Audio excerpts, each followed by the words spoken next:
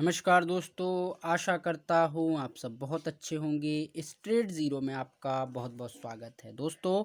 Japan से एक news यहाँ पे चल रही है कि जापान के नेक्स्ट प्राइम मिनिस्टर यहाँ पे कौन होंगे। दोस्तों, आप सभी जानते हैं कि जापान के प्रेजेंट टाइम पे प्राइम मिनिस्टर शिंजो आबे जी की तबीयत कुछ यहाँ पे सही नहीं है। वो फिज़िकली यहाँ पे फिट ना होने की वजह से उनने जापान की पार्लियामेंट और जापान की सरकार से यहाँ पे रिज़ाइन दे दिया है और जापान से की गवर्नमेंट में ना रहने की उन्होंने एक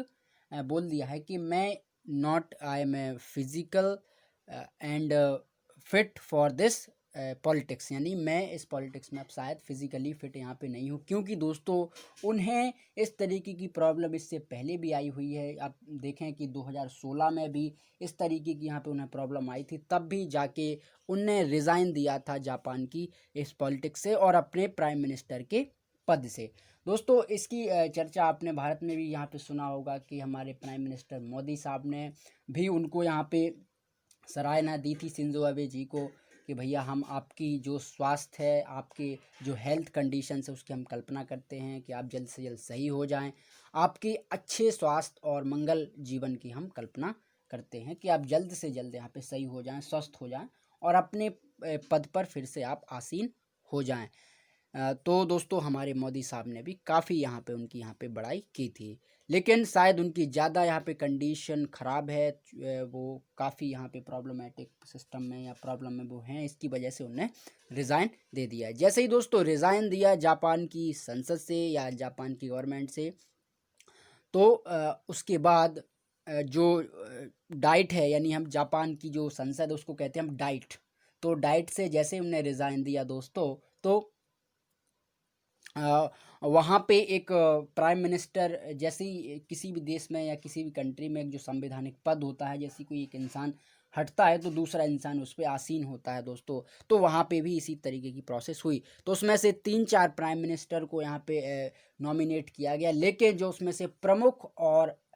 अच्छे पॉलिटिशियन हम कह सकते हैं कि उनका बैकग्राउंड बहुत अच्छा है, उनकी कभी किसी से उस पॉलिटिक्स के क्षेत्र में कभी किसी से भेदभाव नहीं हुआ, मतभेद नहीं हुआ और क्लीन पॉलिटिक्स करने वाले जो व्यक्ति हैं वो हैं फॉर जापान के अब जो नेक्स्ट प्राइम मिनिस्टर बनेंगे, योशीहाइड सुगा। योशीहाइड सुगा। दोस्तों, आप इस इमेज में देख पा रहे होंगे, ये हैं योशीहाइड सुगा। दोस्तों, योशीहाइड सुगा का बहुत बड़ा योगदान है जापान की पॉलिटिक्स, जापान की राजनीति में और जापान में जो infrastructure, IT sector, education reforms या पॉलिटिक्स में रिफॉर्म्स, जितने भी सिस्टम्स हैं उनमें योशी सुगा का काफ़ी एक जो दिमाग है, काफ़ी उनके ओपिनियंस उसमें वो लिए गए हैं। और यहाँ तक कि दोस्तों, शिंजो आबे जितने भी निर्णय लेते थे जापान की पॉलिटिक्स में या जापान के इंफ्रा में, उसको जापान को डेवलप करने के लिए, उसमें से दोस्तों 50% जो एक ओपिनियन था या 50% जो योगदान था, वो दोस्तों योशी सुगा ने अभी मतलब जब से शिंजो आबे आसीन हुए हैं तब से योशी सुगा ने वहाँ पे अपने ओपिनियन दिए हैं जापान के उद्धार के लिए, या हम कह सकते हैं कि जापान की राजनीति में। दोस्तों, अभी तक मैं आपको बता दूं कि जापान में जितने भी प्राइम मिनिस्टर बने हैं या जितने भी राष्ट्रपति बने हैं वहाँ पे, तो सब एक हाई रॉयल फैमिली से बिलोंग करते थे या हाई क्वालिटेड फैमिली से बिलोंग करते थे। अगर हम बात करें फॉर शिंजो आबे की, तो दोस्तों शिंजो आबे जो हैं, उनके दादाजी पहले जापान के प्राइम मिनिस्टर रहे हैं, उनके पिताजी जापान में फॉरेन मिनिस्टर रहे हैं और उनकी जो फैमिली है, जिसको जापान में कहते हैं फॉर ब्लू ब्लडेड फैमिली, यानी एक ऐसी रॉयल फैमिली जो कि काफ़ी यहाँ पे अमीर है, काफ़ी उनके पास पैसा है, हर चीज़ है, शोहरत है, दौलत है, जिसको हम कह सकते हैं कि for high qualited and respectable person. तो इस तरीके से जापान में ये सारी चीज़ें यहाँ पे चली आती थी। लेकिन दोस्तों, अब इतिहास में जापान के पहली बार होगा कि योशी सुगा जो हैं या योशीहाइड सुगा जो हैं, वो जापान के एकमात्र पहले ऐसे प्राइम मिनिस्टर बनेंगे या बनने वाले हैं जो कि एक फॉर्मर के सन है, यानी हम कह सकते हैं किसान के बेटे हैं दोस्तों। हाँ जी, योशी सुगा काफ़ी मिडिल क्लास फैमिली से बिलोंग करते हैं, काफ़ी लो क्लास फैमिली से बिलोंग करते हैं और उनके जो पापा हैं वो किसान हैं। और योशी सुगा, मैं आपको बता दूं इनकी बैकग्राउंड की एक कहानी, की योशी सुगा जब जापान की टोक्यो यूनिवर्सिटी से फॉर पॉलिटिक्स एंड लॉ कर रहे थे, तब दोस्तों उनके पास यानी योशी सुगा जी के पास उस कॉलेज की फीस जमा करने के लिए या उस कॉलेज की मनी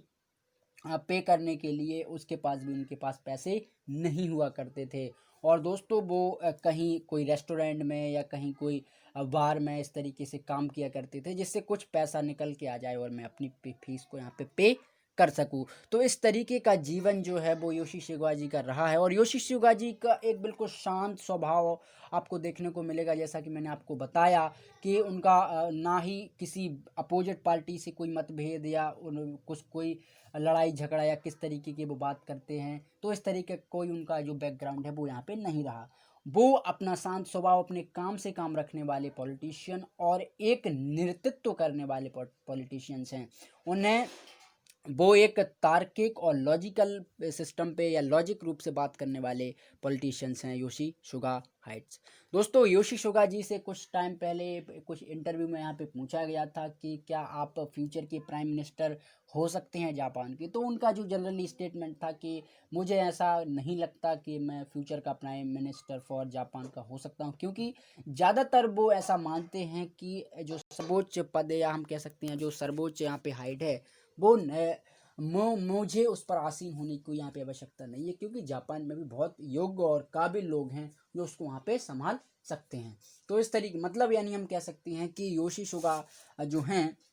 उनका कोई खास यहाँ पे इंटरेस्ट नहीं रहता है कि मैं जापान की जो सर्वोच्च पद है उस पर मैं जाके आसीन हूँ और एक सत्ता यहाँ पे चलाऊँ। यानी हम कह सकते हैं कि सिंपल और साधारण पर्सन है, अपने दिमाग अपने काम से काम रखने वाले व्यक्ति हैं। दोस्तों अगर योशी सुगा जो हैं या योशी हाइट सुगा भारत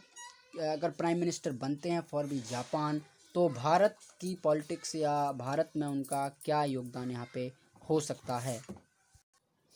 दोस्तों हमारे लिए काफ़ी एक पॉजिटिव और अच्छी बात होगी कि जिस तरीके से हमारे भारत के प्राइम मिनिस्टर श्री नरेंद्र मोदी जी को 2014 में यहाँ पे कहते थे लोग और अभी भी यहाँ पे कहते हैं कि चाय वाला प्राइम मिनिस्टर बनता है, तो कहीं ना कहीं उसके पास जो बेसिक वैल्यू है, जो बेसिक नीड्स है हमारे गरीब देश की, या फिर हम कह सकते हैं कि जो गरीबी से जो इंसान उठा हुआ है वो शायद उस प्रॉब्लम को, उस यूथ की समस्या को ज़रूर समझता होगा या किस तरीके से वो हैंडल कर सकता है, तो उसको हम एक पॉजिटिव वे में यहाँ पे ले सकते हैं। उसी प्रकार से हम योशी सुगा हाइट्स को भी इस तरीके से हम पॉजिटिव वे में ले सकते हैं कि वो हमारे देश के लिए कुछ अच्छी नीतियाँ, अच्छे पॉलिटिक्स संबंध और अच्छे डिप्लोमेटिक संबंध यहाँ पे स्थापित करेंगे और हमारे लिए काफ़ी एक पॉजिटिव न्यूज़ होगी फॉर भी इंडियन पॉलिटिक्स के लिए। जैसे कि शिंजो आबे साहब और भारत के जितने भी प्राइम मिनिस्टर हुए हैं उनके साथ जो अच्छे कोऑर्डिनेशन संबंध जो रहे हैं, उसी प्रकार से हमारे योशी सुगा जी के साथ में भी रहेंगे, क्योंकि वो भी एक नीचे बैकग्राउंड स्तर से आए हैं, एक मिडिल क्लास फैमिली से आए हैं, तो कहीं ना कहीं वो आपस की जो एक मेंटलिटी होती है या जो उनके संबंध होते हैं वो अच्छे होते हैं और वो एक लोगों की भावना को समझ के अपने निर्णय, अपने जस्टिस वहाँ पे करते हैं, जिससे एक सरकार को अच्छे से चलाया जा सकता है, एक मेंटेन किया जा सकता है। दोस्तों मैं आपको बता दूं कि जापान के चीफ सेक्रेटरी योशी सुगा यहाँ पे अभी हैं प्रेजेंट टाइम पे और अब वो प्राइम मिनिस्टर के पद पर भी आसीन होंगे। और जापान की जो रूलिंग पार्टी है जिसको मैंने आपको बताया कि लिबरल डेमोक्रेटिक पार्टी के जो 534 बैलेट वोटों में से फॉर 377 बैलेट वोट्स पड़े हैं योशी सुगा जी के पक्ष में, तो ऐसा जनरली कह सकते हैं कि अपन कि Yoshi Suga ji next prime minister of this Japan वो बन ही गए हैं, अब केवल उन्हें एक शपथ भर ग्रहण करनी है। तो ये अच्छी और एक सकारात्मक पॉजिटिव न्यूज़ है for be Japan and India coordination से कि हम अच्छे फ्यूचर की, अच्छे भविष्य की हम यहाँ पे कल्पना कर सकते हैं और जापान से हम अपनी उम्मीदों को, जैसा कि शिंजो आबे जी के साथ हमारी उम्मीदें थी, वैसे ही हम योशी सुगा जी के साथ हम ऐसी उम्मीदें रख सकते हैं फॉर बी जापान के साथ। आप इस इमेज में देख पा रहे होंगे, ये हैं शिंजो आबे साहब और ये हैं जापान के next prime minister Yoshihide Suga. तो इस तरीके से दोनों की जो बॉन्डिंग है वो जापान की राजनीति में यहाँ पे रही है। मैं आपको एक कंपैरिजन करके अगर बताऊं तो जैसे इंडिया में हमारे प्रेजेंट टाइम पे होम मिनिस्टर और प्रधानमंत्री साहब हैं, जैसे उनकी बीजेपी में यहाँ पे कोऑर्डिनेशन रही है, समानांतर रही है, वैसे ही जापान में योशी सुगा जी की और शिंजो अबे जी की जो कोऑर्डिनेशन बॉन्डिंग है वो यहाँ पे जापान में रही है। तो इससे कंपैरिजन से आप थोड़ा सा अंदाज़ा लगा सकते हैं। तो दोस्तों आशा करता हूँ आप इसे ज़रूर समझे होंगे, और अगर आपको वीडियो पसंद आया है तो चैनल को आप ज़रूर सब्सक्राइब करें एंड फ्रेंडों के साथ भी आप शेयर आउट कर सकते हो। Thank you.